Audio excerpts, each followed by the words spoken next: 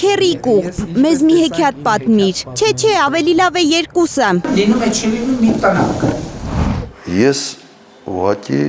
զարմանում եմ, որ դեռ Հայաստանի Հանրապետությունում կա գոնե մեկ մարդ, որը հավատում է մի մարդու, մի ղեկավարի, որը գիշեր ցերեկ զբաղված է միայն խաբելով։ Այդ մարդու միամտությունը ինչ աստիճանի է, ես չգիտեմ հավատացող մարդկանց։ Ինձ թվացել է, թե սուտ ասելու ասենց պաշարը սպառված է վաղուց, բայց երևի դեռ կան մարդիկ, որոնք շատ ուզում են, որ իրենց խաբեն, ոնց որ խնդրում են, ասում են, Նիկոլ, խաբի, սպասում ենք, մի հեքիաթ էլ պատմի, միգուցե ասենց ուզում են քեզ հավատալ, այս վիճակն է։ Լինում է չի լինում, մի տիրակալ է լինում։ Այս տիրակալը մեծ փչում է, թե բա մի երկու խոսքով Հարևան Սուլթանի տունը կպայթեցնե։ Բայց հենց խոսում է, թե չէ, Հարևան Սուլթանի զորքը կրակ ու բոց է թափում ժողովրդի գլխին։ Կռվի ժամանակ էլ տիրակալը ամեն օր թմբուկ է զարկում, թե հաղթում ենք, հեսա թշնամուն կջարդենք։ Մենք կհաղթենք, ես դա ձեզ բոլորից երաշխավորում եմ։ Բայց Բախտյանի վշուռ է գալիս ու ժողովուրդը մնում է կոտրած տաշտակի առաջ։ Հետո էլի է կանգնում ճառ ասում, թե մեր կորցրած ոսկեսարերը հետ կբերեմ, են Հերուբերտն էլ մեր տունն է, բայց մի օր էլ մարդիկ աչքերը բացում են, տեսնում այդ Բերթի բանալիները սկուտեղի վրա տվել է Հարևան Սուլթանին։ Հայաստանի Հանրապետությունը սա է։ Երբ հարցնում են, բա ուր մնացին մեր ոսկեսարերն ու Հերուբերթերը, որոնց համար արյուն քրտինք էինք թափել, այս մարդը շուռ է գալիս ու երեսից ջուրը գնալով, թե այդ բերթերը երբեք էլ մերը չեն եղել, թշնամունն են։ Մենք այլևս ենք ու չեկած։ Հիմա այդ նույն տիրակալը ելել է հրապարակ ու նորից հեքիաթ է ասում, թե մեր ժողովուրդը էլ առաջվա վախեցած, կուչ եկած, պլեճին կակա ասող ժողովուրդը չէ, հզորացել է։ Ժողովուրդն էլ մնացել է մոլորված, իրար երեսի են նայում ու մտածում, այ մարդ, այսքանից հետո էլի սրա խոսքին հավատանք, թե վազենք նկուղ, մի քանի պարկ կարտոֆիլ դիզենք, որ վաղը մյուս օրը նեղության մեջ պլեճ անենք ուտենք, սոված չմեռնենք։ Ես մեղավոր եմ։ Երկնքից 3 խնձոր ընկավ, մեկը ասողին, մեկը լսողին, մեկն էլ նրանց, ովքեր էլի հավատում են դատարկ խոստումներին։ Այո, զարմանք է, պատերազմում պարտված, պարտություն բերած, հսկայական կորուստներ բերած ոչ միայն մարդկային կյանքերով, այլ նաև նյութական։ Օրինակ Արցախի կորուստը դա առնվազն 70 միլիարդ դոլարի կորուստ է հայ ժողովրդի համար։ Եվ դրանից հետո ստանալ մարդկանց քվեն, երկը այս մարդը հիմա համարում է, որ ինչ ուզի կարա անի, կարա գյուղատնտեսությունը ավիրի եւ եւս այդ նույն գյուղացիներին քվեն ստանա։ Մի հեքիաթ պատմի Եվրոմիության մասին, եվրոպական շուկայի մասին, 500 միլիոնանոց շուկա եւ այլն, հեքիաթի տակ ստանա քվենները։ Հայաստանի երկրորդ նախագահը չի հասկանում, ինչպես են 2018-ին կոռուպցիայից ու ապօրինություններից զզված ու իշխանափոխության հասած մարդիկ հիմա հաշտվում կոռուպցիոն աննախադեպ սկանդալների հետ։ Այսքան գումարներ պարտիվավճարների ձևով, այսքան գումարներ, ինչքան ինքն է ծախսում իր ազնական բարեկեցության վրա, այնքան գումարներ, ինչքան ինքն է ծախսում իր անվտանգության վրա, ոչ մի ղեկավար։ 3 նախագահ ամբողջ ծախսերը անվտանգության վրա կամ իր դաչաներում ապրելու վրա այդքան չի ծախսվել, ինչքան ինքն է ծախսում։ Իր շարասյունը միատ նայեք եւ համեմատեք իմ ժամանակվա շարասյան հետ, անվտանգության ծառայության հետ, այդ դաչաների առած ծախսերի հետ, իր ճամփորդությունների հետ։ Այս մարդը չափը կորցրած Ռոդի մարդը։ Չափը եւ adekvatությունը կորցրած պետք է լինես, որ սեփական լիազորությունների կատարման դիմաց ակնկալես ժողովրդի շնորհակալությունը, նկատում է Քոչարյանը։ Մենք այդքանը կառուցել ենք եւ ես երբեք մուննաթով չեմ խոսացել ժողովրդի հետ։ Համարել եմ, որ դա կառավարության գործն է։ Ճիշտ էներ, որ 30 տարի ոչ սարքել են, ոչի բանել չեն արել։ Այդ ճիշտ են արել։ Մեր այս խելքը, որ բերել ենք դրել, որ գանք ասեք, մտքես բերամ, ասում եք մանկապարտեզ չկա։ Իմ ժամանակվա շինարարությունը վարկերով չի եղել։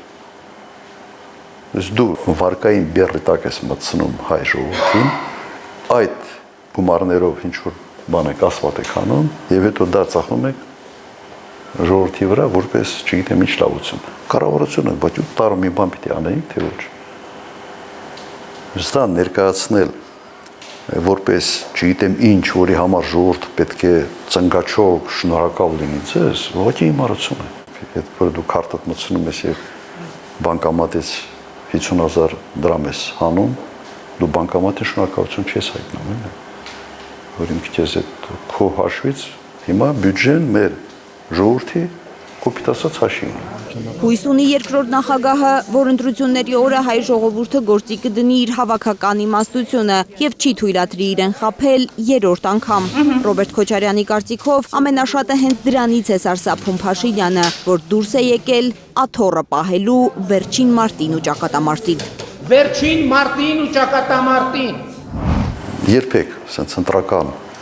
process-ը իդեալական չի եղել։ Ոչ մեկը չի ասում, թե իդեալական է։ Բայց այն ինչ անում են հիմա, սա ուղղակի գագաթնակետն է բռնապետության, ասենց ակնհայտ բռնապետության ճանապարհին է այսօր Հայաստանը։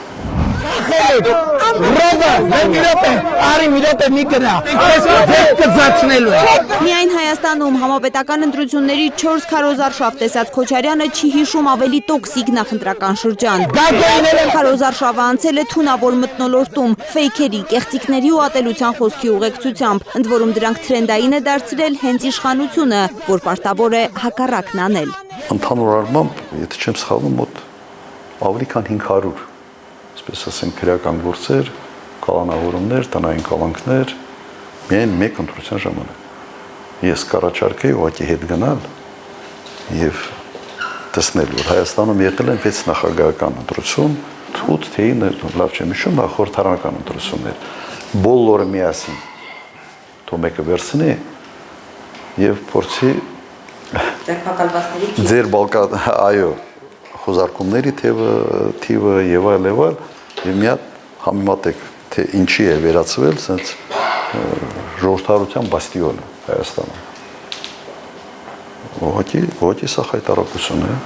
Իսկ Թուրքիան ու Ադրբեջանը անթաքույց աջակցում են Փաշինյանին։ Թուրքական հեռուստաեթերի թոփ թեմաներից է Հայաստանի խորհրդարանական ընտրությունը։ Ադրբեջանցի գործարարներից մեկի ֆինանսավորմամբ գործող հեռուստաալիքի եթերում վերլուծել են Նիկոլ Փաշինյանի, Ռոբերտ Քոչարյանի, Սամվել Կարապետյանի եւ Գագիկ Ծառուկյանի նկարներն ու թեզերը։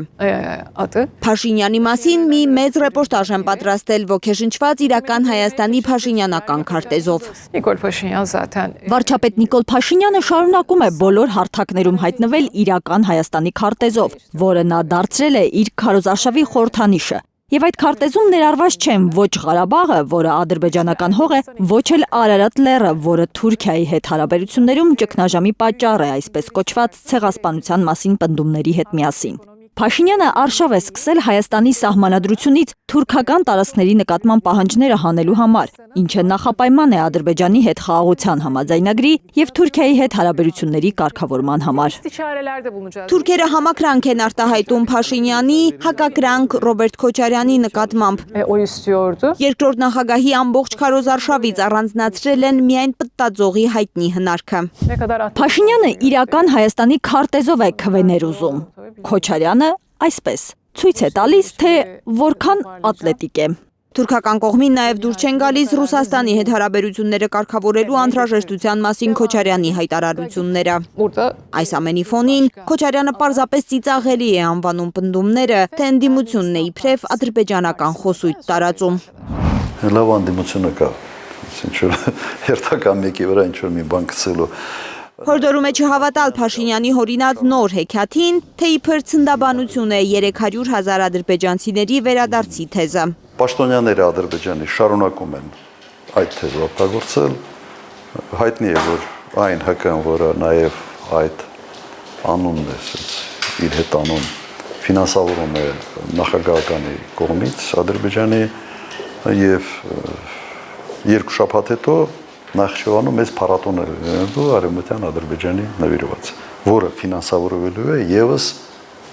պետական բյուջեից։ Հիմա եթե սա Հայաստանի կառավարությունում չեն ուզում տեսնեն, սա մեկ ուրիշ հարց է։ Վտանգը ռեալ է։ Ջայլամի պես գլուխը ավազը մտցնելը խնդիր չի լուծում։ Ռոբերտ Քոչարյանը խնդրում է հունիսի 7-ին վճռական լինել, ուղիղ նայել խնդիրներին ու խելամիտ քվեարկությամբ հնարավորություն ստեղծել դրանք վերջնականապես լուծելու։ Վերջընտրողը Հայաստանի քաղաքացին է։ Քաղաքացին ճիշտ է կողմնորոշում, թե ոչ։ Ես կարծում եմ, որ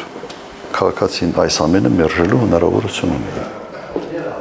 Լարա Արաքելյան, Նորայր Շարբաթյան, Աշոտ Մնոյան, Արմեն Ապրեսյան, Հայլուր։